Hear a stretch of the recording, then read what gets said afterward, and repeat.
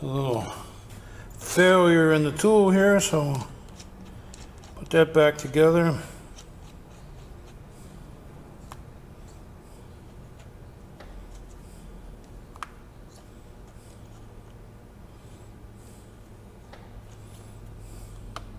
What you have is this little thumb wheel here, and you can set the depth of this nose depending on how far into the rivets you want to drill.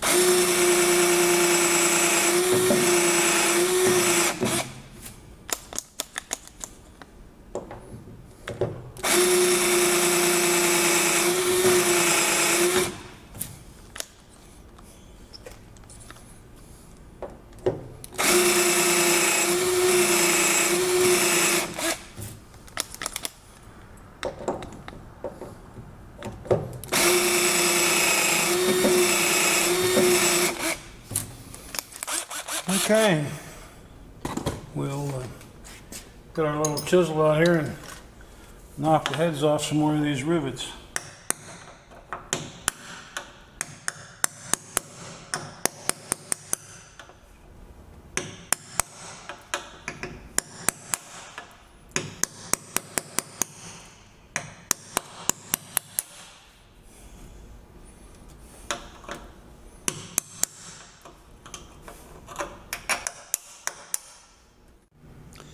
That's pretty plain to see that we've managed to get the top section removed, all the rivets drilled out, punched out, and got the top section off the tub. There it is. Really, the damage to that particular piece is minimal. Just the leading edge there has got a little curl to it, and easy to fix that. What we've got to do now is decide what's next. I really just take a few minutes here and see if we can show you a little bit about how these cars are put together. What you see here is the fuel cell, fuel bladder, and that really runs the entire length of the car, front to back. When the car was new, there would have been a similar bladder on the other side, and then there would have been some auxiliary tanks hung on the outside of the car so that they could carry enough fuel. As the rules changed and times changed, the side tanks went away and the right side fuel tank went away and the fuel capacity was reduced. But that's the fuel bladder in there. Now that's one of the things that we need to get out. I'm contemplating pulling that out next. And I'm also contemplating just leaving it in there and taking the side of the car off first certainly make it easier to get the fuel cell out. We'll have a thought about that. Here you have some steel lines that run from the front of the car to the back, and those would be the brake lines. So they're inside the fuel cell cavity, so they don't interfere with the driver in the driver's compartment. And then you can see the floor and how there's a row of rivets there. Everything is riveted in place. These particular panels here, bad as they're bent, can certainly be straightened, and we'll try to reuse those. We've got another chassis here that is being restored, so I can just take an opportunity to show you. Unfortunately, the thing is sitting at a 45-degree angle, but I'll just get a chance to show you what is missing from from the front of that other chassis.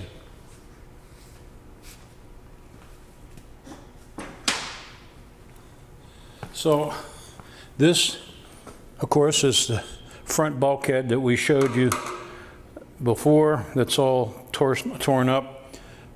These pockets here would be where the front suspension mounts. These are the fulcrums for the clutch and brake pedal, and of course there's another plate out here that mounts the master cylinders for the clutch and brake. And then you have the radiator support brackets, and there's an auxiliary oil tank that goes in here. So there's quite a bit in there that's torn out of the other car. This is the front anti-roll bar mount.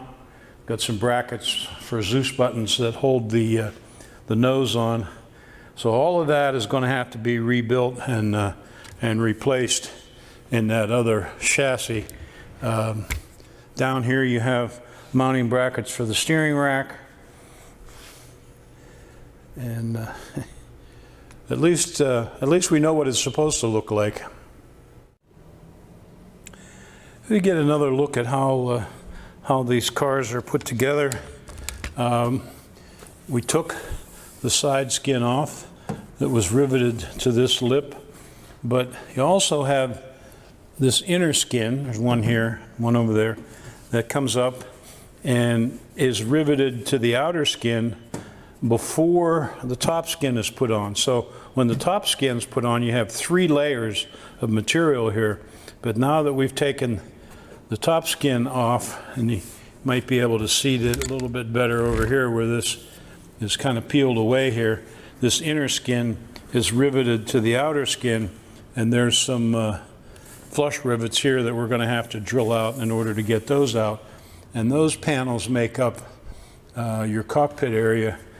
This access door here gives you access to the fuel cell, and then over here you have brackets for the roll hoop mount, and then this is your sort of headrest area. These openings would have been for access to the magneto or distributor and the fuel pump on the front of the engine, because the engine sat right up against this behind the driver. The next thing you have is this suspension pickup point here that's riveted to the side of the tub, and that gives you a place to connect the radius rod, which runs back to the rear end. So there's an upper radius rod and a lower radius rod, and that's what locates the rear wheels, triangulates the suspension on the rear wheels. What we're going to do is just sit down and have a think here about what's next, and drill some more rivets.